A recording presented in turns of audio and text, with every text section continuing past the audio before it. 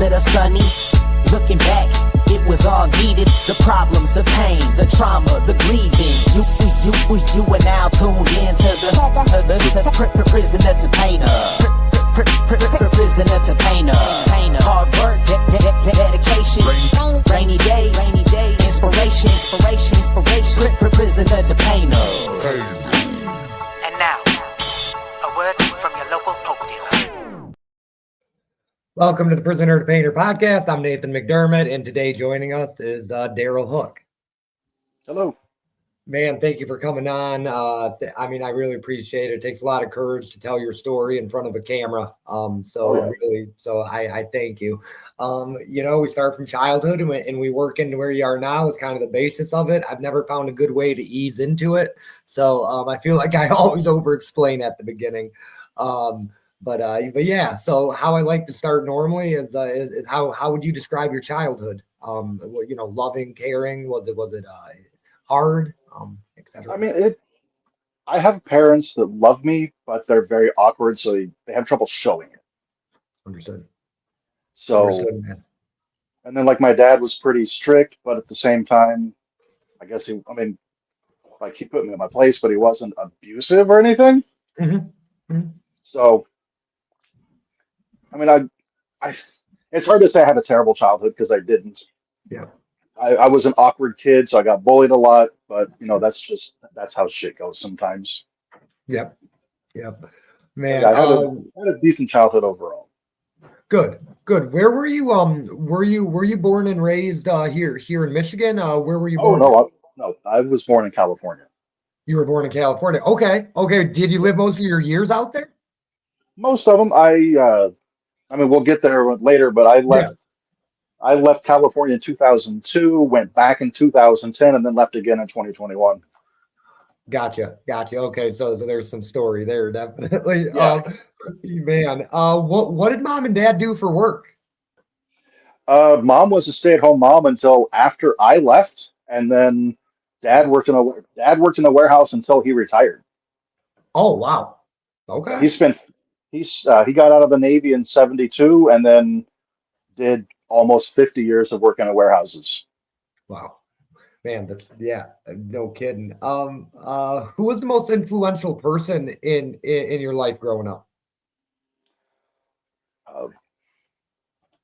Probably my dad. Your dad. When I was growing up, I was trying to be like my dad, hardworking, raise a family, stuff like that. Mm-hmm. Yeah. Be respectful awesome. to people, all that stuff. Good. How old are you? I am 50. I'm older than dirt. No kidding. You don't look it at all, my friend. That's it, man. Wow. I have great genes. No kidding, dude. Holy cow, man. Holy shoot. One of my favorite questions that I get to ask every guest is what is your favorite childhood memory?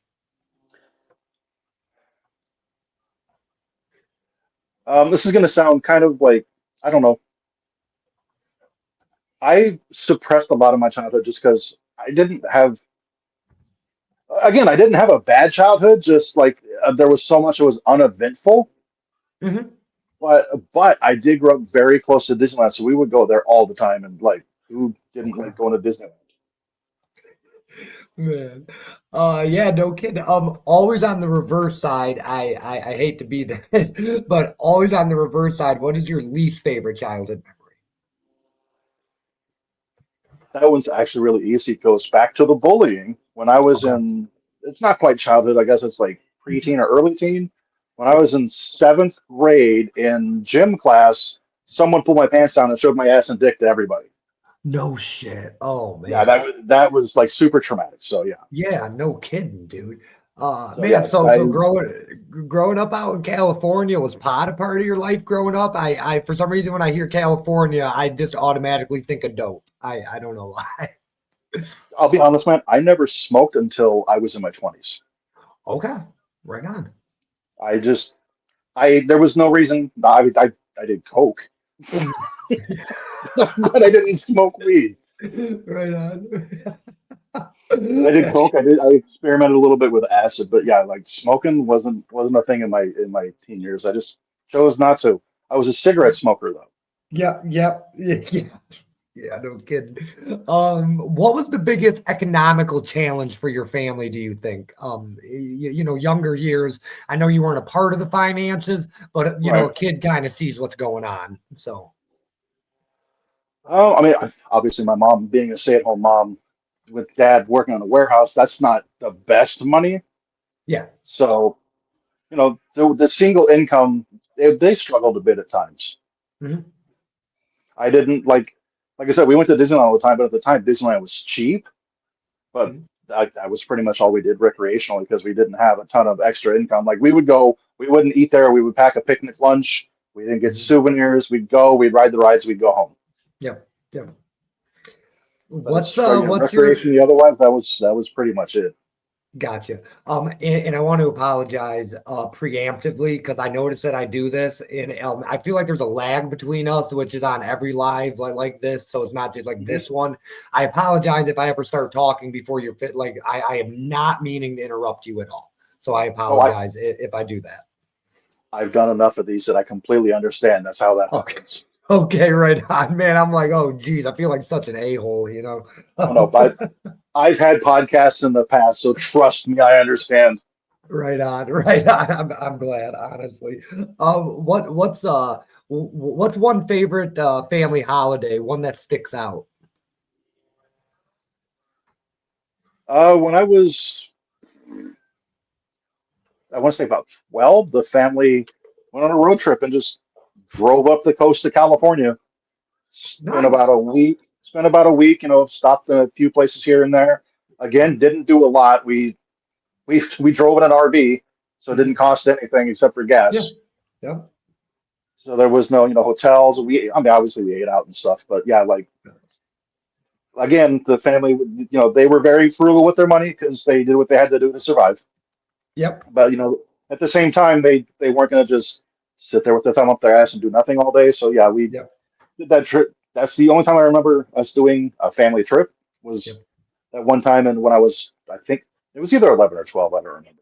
Gotcha. But yeah, we How? drove all the way up to Sacramento and then all the way back. Okay, nice.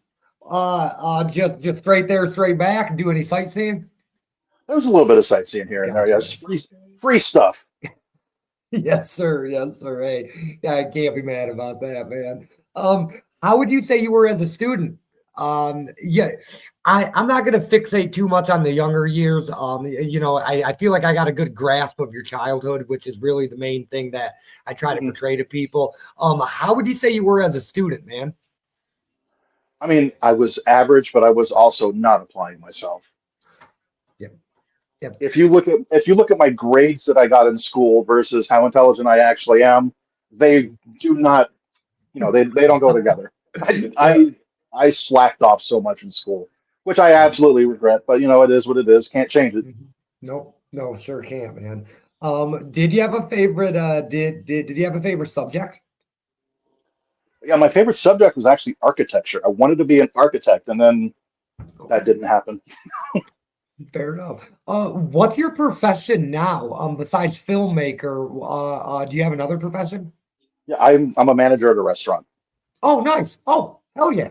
I'm glad you said that. So now I can sprinkle some other questions in. I try to follow not a script, but I write notes of what I want to ask, and but Mhm. it's always cool to come up with ones on the fly because clearly I don't Right. really know you, which is the point of this as well. So.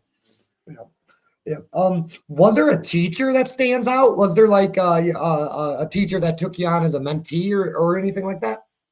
Yeah, that would be the architecture teacher. Awesome. I had him for architecture and drafting, and then Okay. in my senior year, both semesters, I was a TA for him as well. So I spent Okay. literally half my day in his classroom. Right on. Man.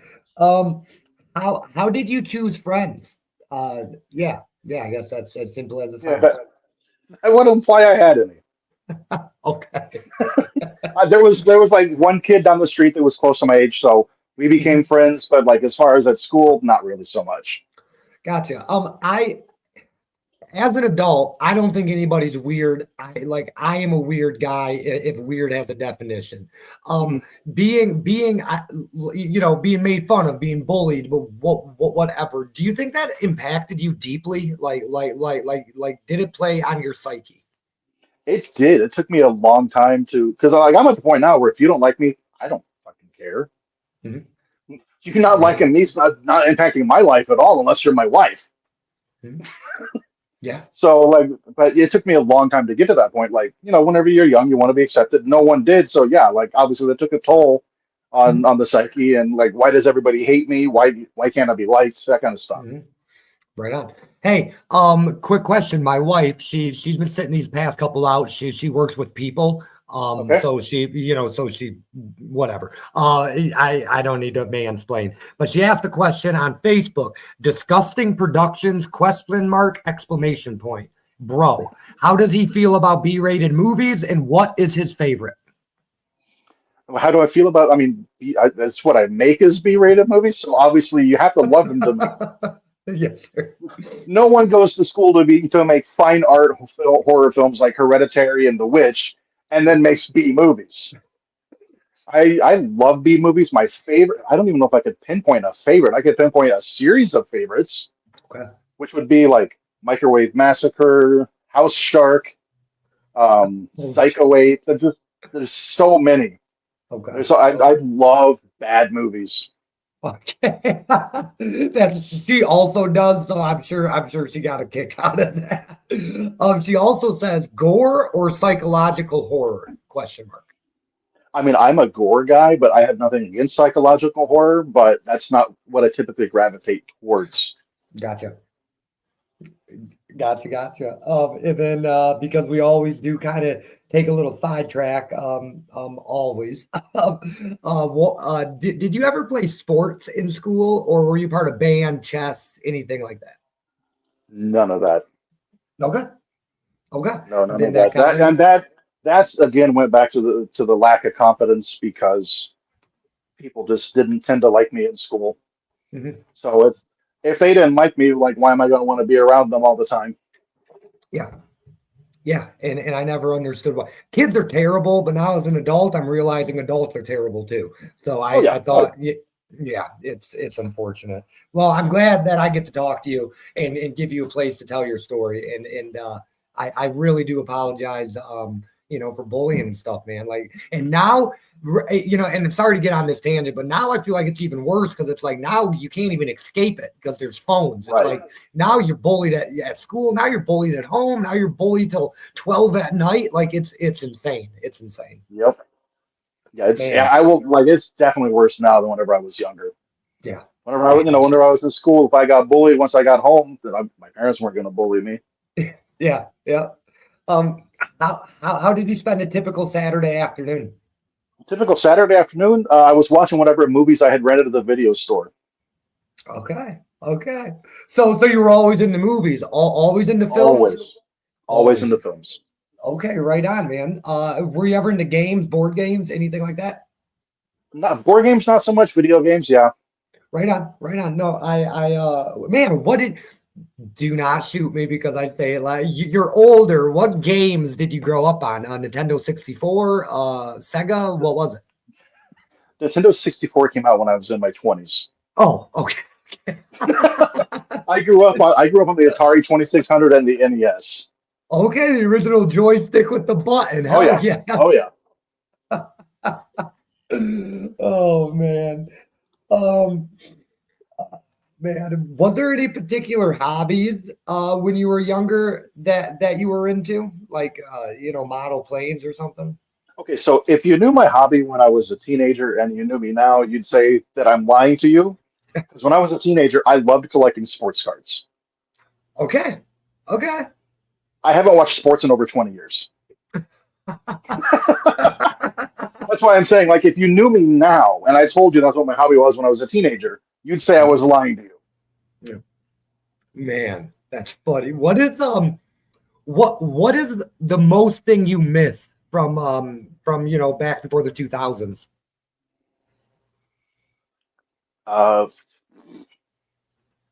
Being able to hide from people when you were home.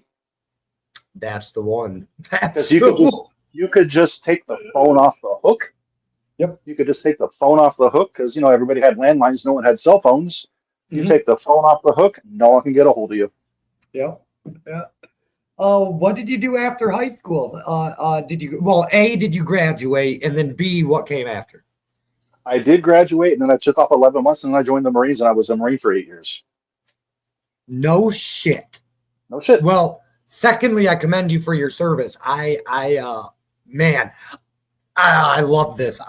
In a different life, I wish I could have been something more of service. I really commend you for coming on. Thank you. Where did you do boot camp? I did boot camp in San Diego. San Diego. Okay. Man, how did the recruitment process work? I've got to ask this of other people in service, and I'm always curious. Did you approach them, or did they come to you at school? I never talked to a recruiter until after I had graduated. Okay. One day I was in bed sleeping. The phone rings. I answer it. It's the Marine Corps recruiter. He asked if I want to come down and talk, so I go down and talk. And then I went and, over the next couple of weeks, I talked to all the other services as well. Mm-hmm. And I mean, they all offer basically the same thing. Okay. And then when I saw the Marine Corps dress blues, I was like, that's what I want to wear. Okay.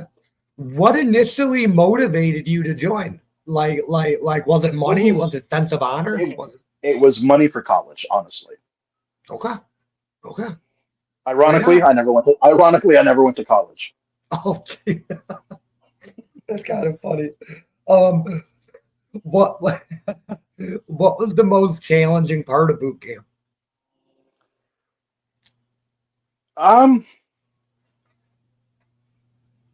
going to say for me, it was the running because again, before I joined, I was a smoker. Mm-hmm. So of course my lung capacity was garbage. Mm-hmm. So that, and I wasn't fat. I was like 165 pounds, but I was like a little chunky and never really ran much. So going from basically not running at all to running every day for 3 months, it's a lot. Yeah. Yeah. No kidding, man. What does Semper Fi mean? He's always faithful. Always faithful. Yeah. Okay. It's Semper Fi is short for Semper Fidelis, which is Latin for always faithful. Gotcha. Okay.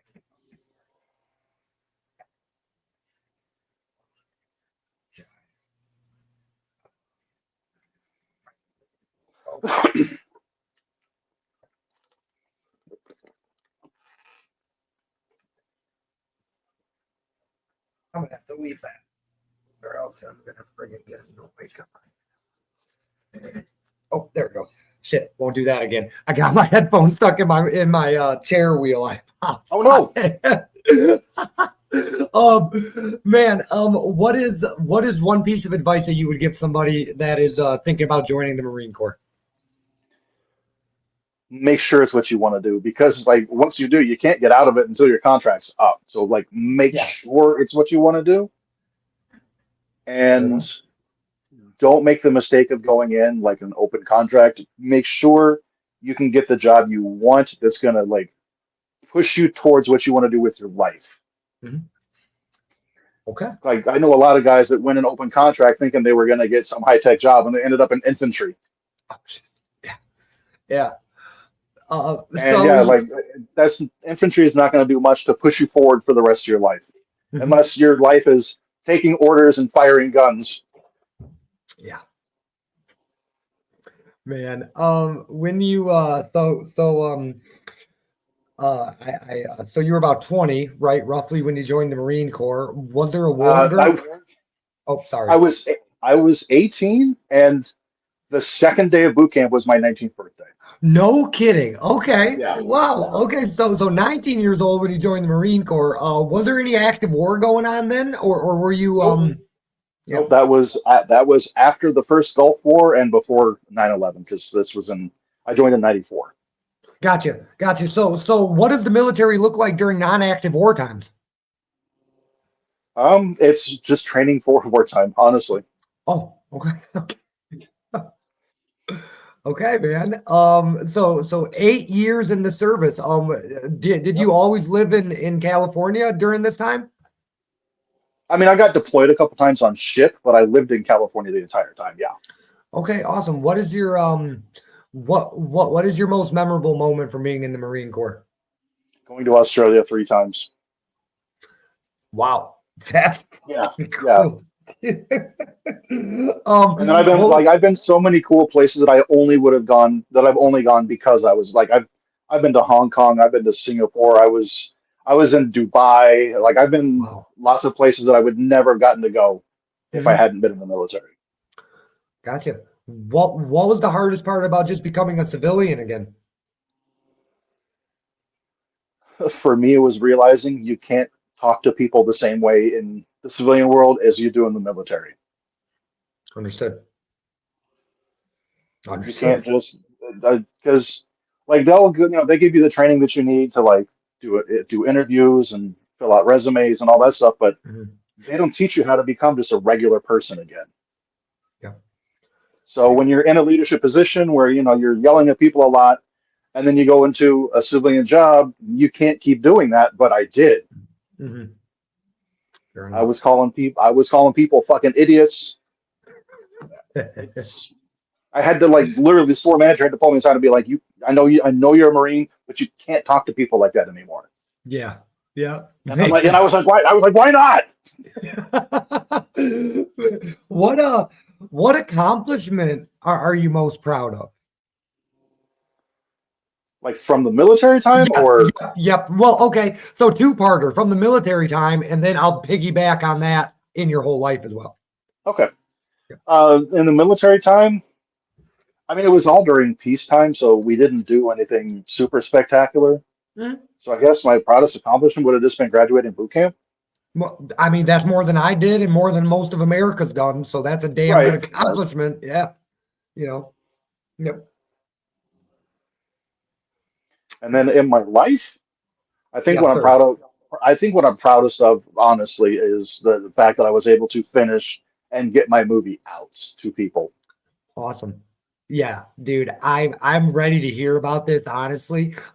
Is there and I never want to skim along too much because I feel like it's not my story. So if there's anything that from this time in your life that you would want to share, I don't want to miss it. Is there anything that you would like to share or can we move along?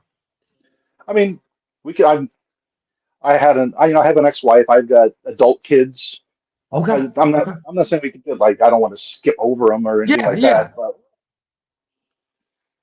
I wasn't there for a lot of that because when we separated, they were 7 and 4, and Okay. I was extremely selfish with my time. So Gotcha. I don't have a lot to say about them because I just only recently started rebuilding relationships, and Awesome. one of them still won't talk to me. So what do you do? Okay. Yeah, no, I dude, you know that's a yeah. I've thrown it out there that I've thrown it out there to the one that won't talk to me. I said, look, I Awesome. understand. I Yeah. do. I said I'm ready to have conversations if you ever are at that point, and if not, then it sucks, but I get it. Yeah. Dude, if there was nothing else that we talked about, that's success in itself. Like Yeah, to be to be able to say that and B to be like that's success, man. Awesome. yeah. So 8 years, if I did my math right, you get out at 27. Yep. What does life like that look after? What are you doing? So at 27, I Mhm. moved to Kansas City, Missouri. Okay. Lived there from 2002 to 2010. Wow. Moved there basically just to start over, try something fresh. Okay. I Okay. had family out there, but then like once we got there, I barely even contacted them because they were all busy with their own lives. Mhm. And I had grown up in California. I would see them every once in a while. Mhm. So I was never close to any of them. Gotcha. Gotcha. And then there is where my ex-wife and I separated. Mhm. And I met someone else. We ended up moving to California. We moved back to California together Okay. because my ex-wife and the kids came here to Michigan. I didn't Mhm. know anybody in Michigan. Yeah.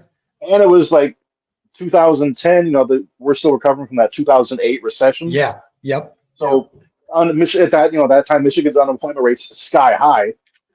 Yeah. I'm not going to move to a place where I don't know anybody and there's no jobs. Yeah. Yeah, exactly, dude. So, You so I couldn't find a moved, job.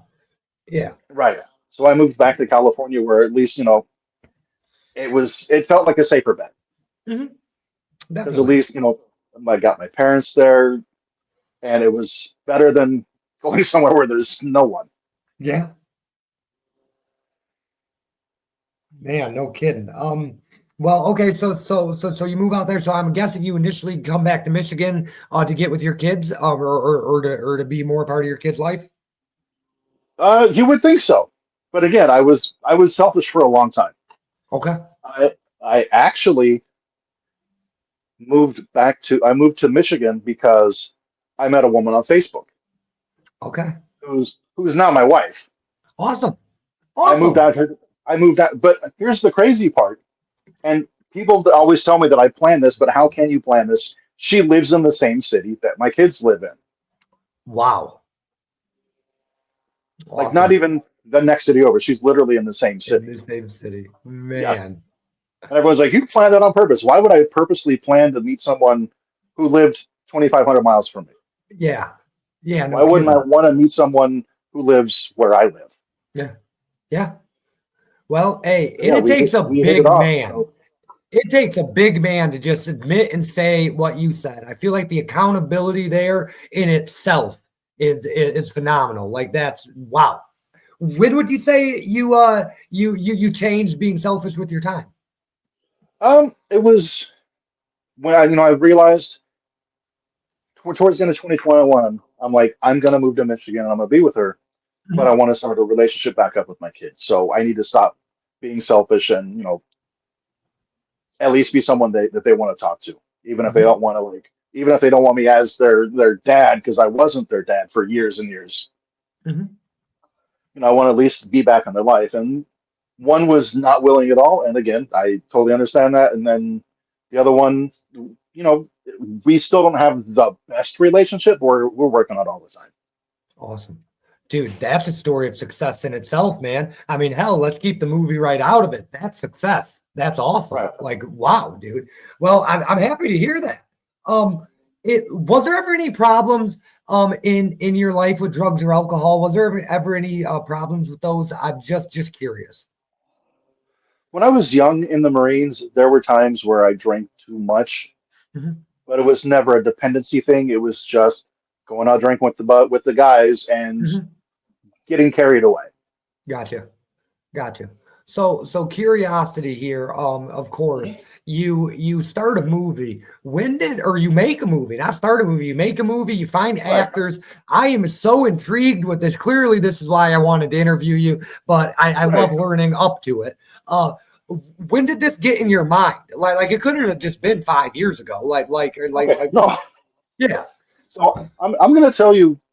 Everyone thinks I'm lying when I tell them this story. Okay. Okay. So at the beginning of 2023, it might have even been January, I don't remember, but it was early 2023. Mhm. Remember when Cocaine Bear came out?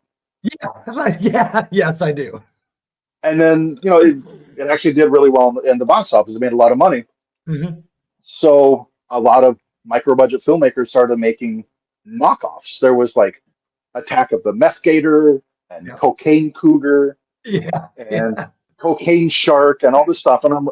so one of my friends and I at work were joking back and forth about all these drug-fueled animal attack movies. Yeah. And he says, Stoner Snake. I was like, I'm gonna make that movie. Okay. And that he's like, no, you're not. I was like, yeah, you're right, I'm not. I was like, but wouldn't it be funny? Yeah. So then I started talking to one of my friends who's a filmmaker because I have several. And I'm talking to Mhm. one of my friends who's a filmmaker, and I'm like, I told her the story. She's like, make it. I was like, I can't make a movie. I'm not a filmmaker. She's like, Mhm. don't make excuses. Make your fucking movie. Yep. She's like, you've been watching movies your entire life. Mhm. She goes, if you can write the movie, you can make the movie. Yes, sir. So Man. it was literally shot on an iPhone 13. Wow. Awesome, dude. So, man, so film's always been a part of your life, though. When you were a kid, when you were growing up, whatever, did you ever think you were going to make a movie or did you just love movies? I loved movies, and like there was a point where I would have loved to have been, in Hollywood making movies. Mhm. Ironically, my cousin does. No shit. Okay. Yeah, no shit. He works in Okay. Hollywood making movies. Wow. But I'm the one that made a feature film first. He's made shorts, but he's never made a feature film. Okay. Awesome. He's been in the industry for like 20 years, and he's never made a feature-length movie, at least not his own. Yeah. Yeah. And you just get an idea 2 years ago, and then a movie's Yep. out in 2025. That's Yep. impressive. That's impressive, dude. Seriously. Katie asks, what's one filmmaking trick or improvisation you are most proud of? You are most proud of using to save a scene that would have otherwise been too expensive to create. I mean, my whole movie was made for about $2,500. Okay. So it was all about saving money. And when I say $2,500, I'm talking that's including paying people, that's including feeding people. Wow. The actual budget, like if you count, like for some, we bought a little bit of lighting, and for props, like maybe $700. Okay. Wow. So Wow. it was all about like everything was too expensive. Yeah. So we one filmmaking trick we did was we were going to film at a video store, and then it wasn't available to us anymore. So this is the video store. Okay. Hell yeah. My living room is the video store in the movie. Right on, dude. It's all about making the best with what you have. Yep. Hey, clearly I can tell this is what you're passionate about, and this is why I love drawing this stuff out. Who is your favorite director? I'll start with that, and then I'll ask Katie's question. Okay, so my favorite director of all time is Ty West. Okay. He's the one that made, most recently he made X, Pearl, and Maxine. Okay. But then he also made House of the Devil, The Sacrament, The Innkeepers. I just love his filmmaking style. But for low budget movies, it would be a guy named Todd Sheets. He's been making movies for 40 years. He started out shooting on videotape. Wow. Yeah. How do you feel about M. Night Shyamalan? I like The Happening, and I know everyone hates that one, but I like The Happening because it's so bad. Yeah, so do we. Me and Katie. Yeah. I love Mark Wahlberg's awful phoned-in performance. You're here to kill me. What? No. Oh, yeah, man. I thought The Visit was okay. Okay. But I'm not the biggest fan of M. Night Shyamalan's movies. Right on. How do you feel? Because this is a very niche movie. I know. Quentin Tarantino. How do you feel about his directing style? I mean, you can't argue with his success whether you like his films or not. Yeah. I mean, yeah, you're right. I like some of his films. I don't like some of his other films. There's a couple I haven't even. This is going to blow your mind. I've never seen Reservoir Dogs. Okay. Wow. Oh, yeah, that is kind of blowing my mind. Yeah. I've never seen Reservoir Dogs, and on the shelf behind me is Once Upon a Time in Hollywood. I bought it 3 years ago, and I still haven't watched it. Don't waste your time with that one. I wasted 3 hours of my life, dude. That wasn't a good one. But like, I did not like Pulp Fiction at all. No, okay. Which is crazy. Well, I know a lot of people think that's crazy because a lot of people say that's his best. I have really bad ADD. When you're trying to keep up with 27 storylines and it's not linear, it's hard. Yeah. My favorite by him is Inglourious Bastards through and through. Brad Pitt. Inglourious Bastards. Yeah. That's a great one. I also really like Death Proof. Yeah. Yep. Katie also asked, who is a director or film that you consider an underdog/hero, and are they influential to your own work? A film that's,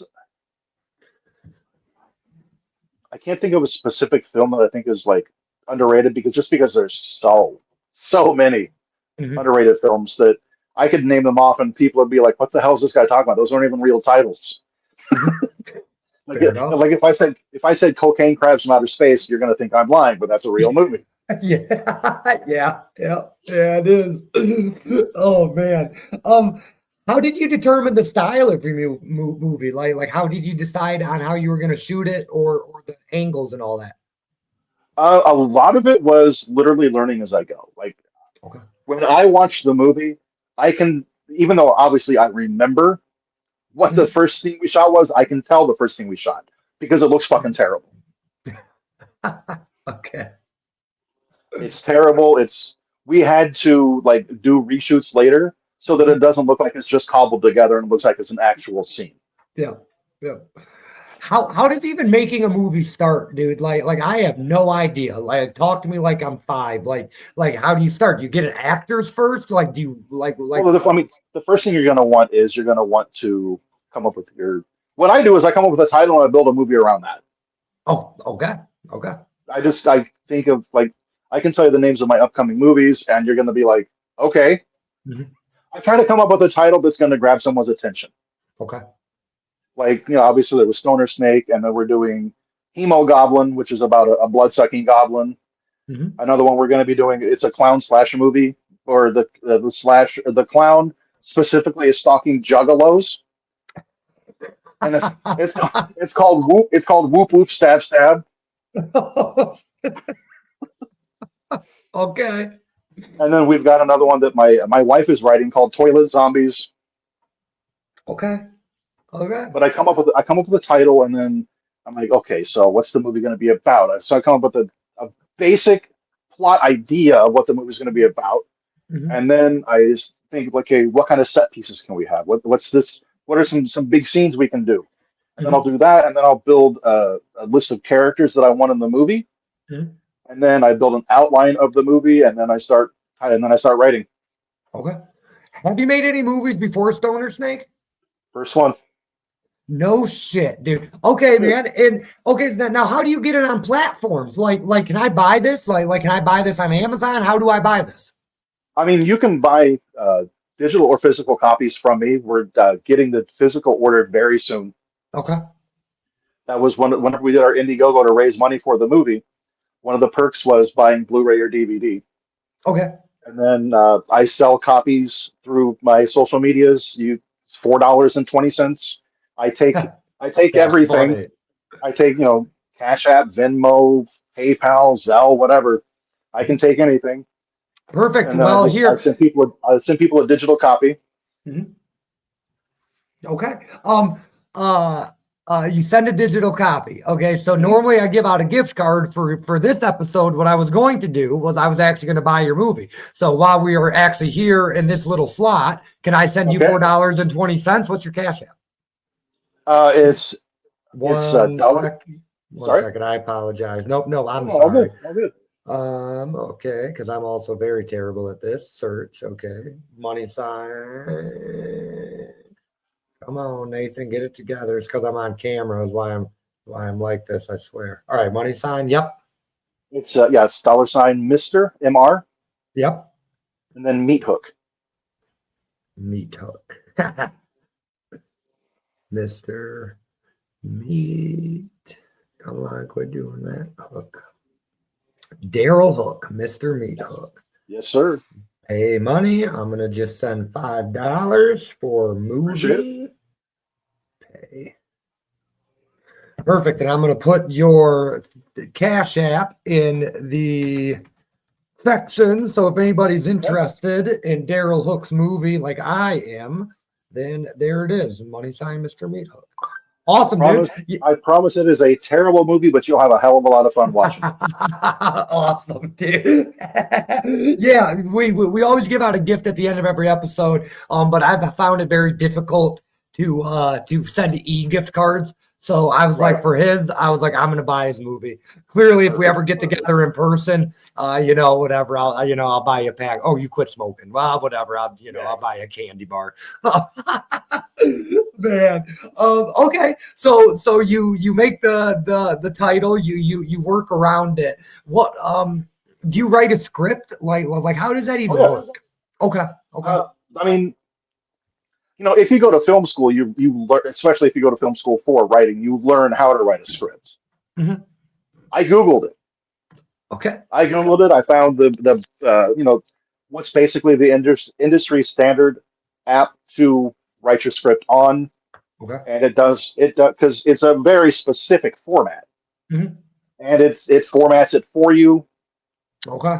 You just do whether it's dialogue or action or character or whatever. Like if you do character, you type in the character's name, and it immediately drops down and it's doing dialogue next because it knows Mhm. after you name the character, the character's going to say something. Gotcha. Gotcha. How do you find actors? And then how do you cast actors? Like how do So you visualize so that? that's the harder part, Okay. Okay. especially when you're making a movie on next to nothing.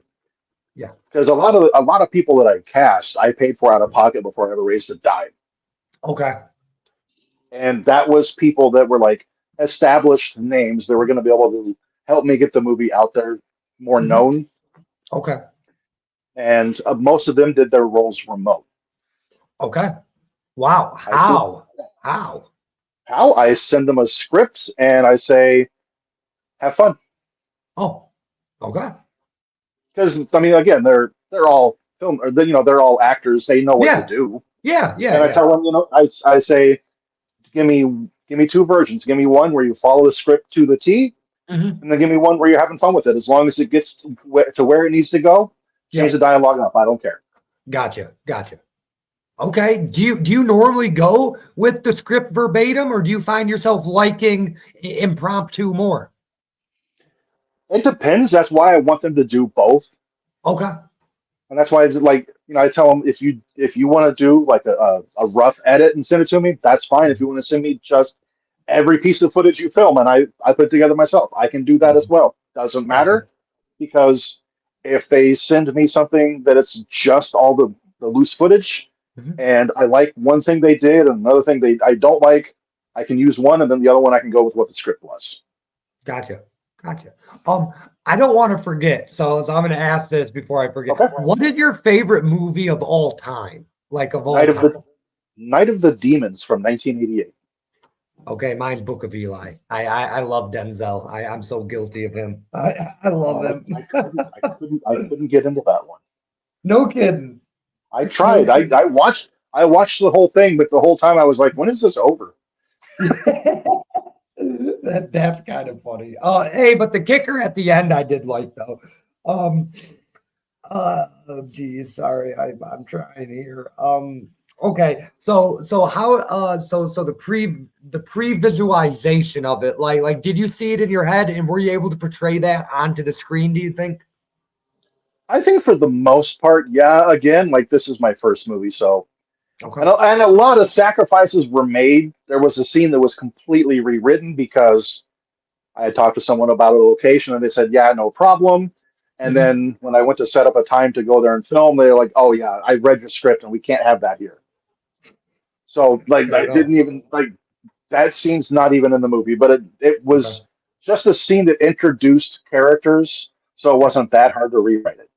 Okay. It Okay. wasn't like it was a vital set piece. Yeah. Yeah. What is your favorite part about filmmaking?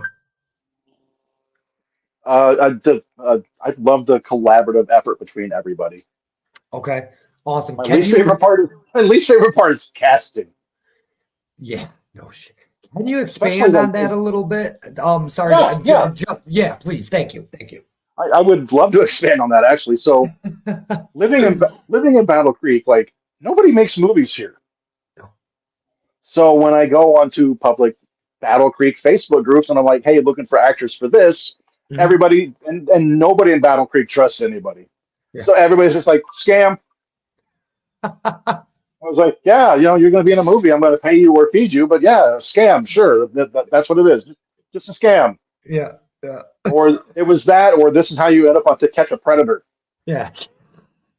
Like, Jesus, like, put a little bit of trust in strangers. Yep. A little bit at least. I'm not saying a whole lot, but put a little bit. Yep. Yeah, there was like, no one makes movies in Battle Creek. Yeah, I know they don't. Yeah. That's They why do I'm doing now. it. Yeah. Man.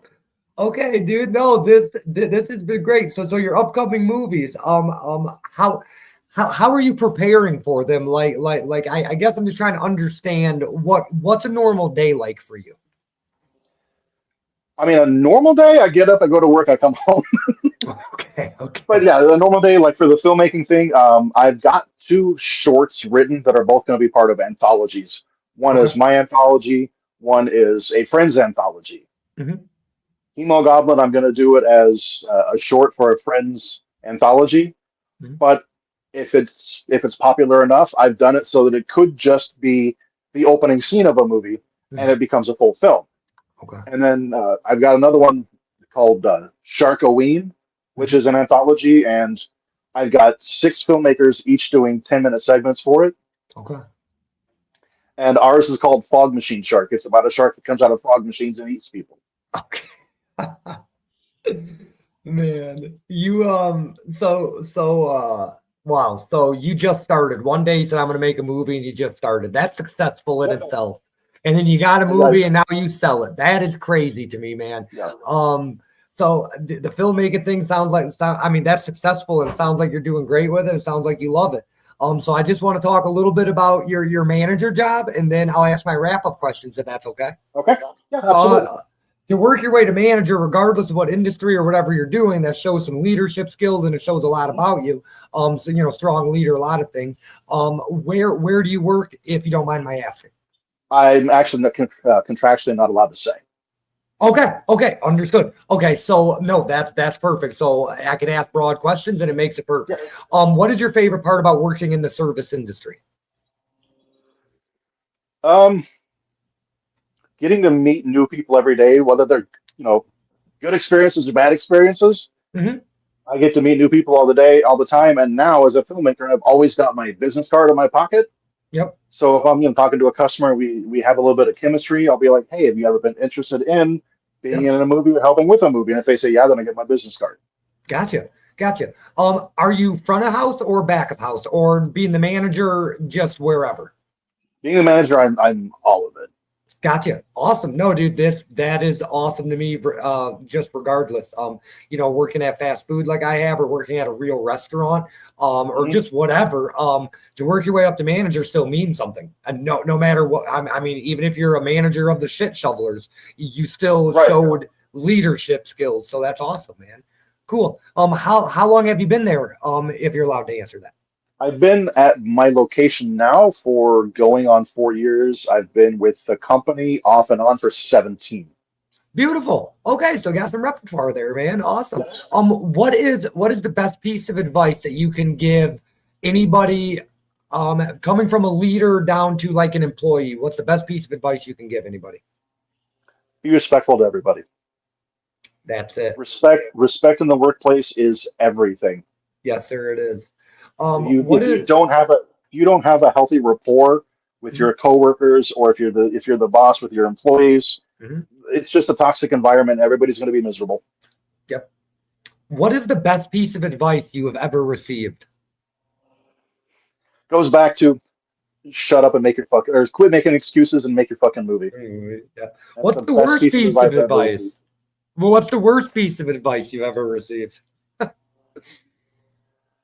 Ah, God, that one's harder actually. Okay.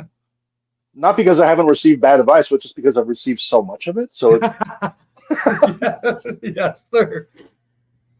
um, Oh,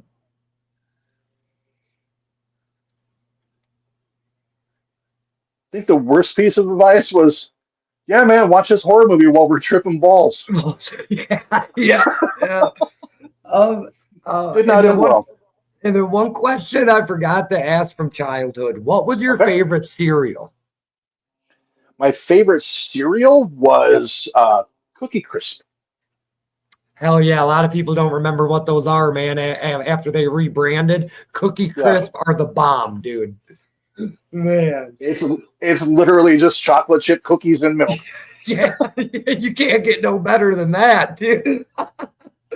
Oh man, Daryl, thank you. My wrap-up questions are all the same. Okay. It is how I feel like every podcast ties together. From the cop to the ex-addict to whatever. I feel like that's how everybody has something in common on this show. So, what is your definition of success? My definition of a success is, it's not money, it's not fame, it's being good at what you do and having even one person recognize that what you did a good job at. Gotcha. That Awesome. to me, that's success. Yeah. Is there anything that I didn't ask that I should have? Is there anything that I missed? Is there anything you want to share? I can't think of anything. Perfect. That means I did my job right. So that's Right. always what I hope I hear. Katie's wrap-up questions are always the same as well. If you had one word to sum up your whole entire journey from start to finish, what would that one word be? Wild. Wild. Okay. Wild. And then if younger you met older you, and then vice versa, older you met younger you, would you guys get along? No. That's a growing consensus. A lot of people say that. I mean, part of it is because 50-year-old me doesn't really like kids. Okay. Ironic working in a family restaurant. Yeah, no kidding. But yeah, like it's just because like I see kids these days being so disrespectful to everybody. Yep. And that's not even just a parenting thing because I see their parents trying to get them to be respectful and then just not doing it. Yep. Exactly. It's just I think it's just a generational thing. And yeah, I don't like I don't know if I don't like kids or if I just don't like Gen Alpha. Yeah. Well, and that's probably more accurate, honestly. Yeah. And then are you happy with the way you told your story? Yeah. Awesome. Dude, thank you for coming on. Thank you for being a Well, guest. thank you for having me. I sincerely, I appreciate it. It takes a lot to tell your story regardless. I know I keep saying that, but it's like, dude, to get in front of the camera and to tell your story, it's different. It's just different. There's something different about it. But absolutely awesome, man. Well, I'm gonna put the outro on and then I'll hop off of here. And I hope you have a good rest of your night, and I hope the audience has a good rest of their night. So awesome. See you guys. See you later, Daryl. Thank you. Yes, sir.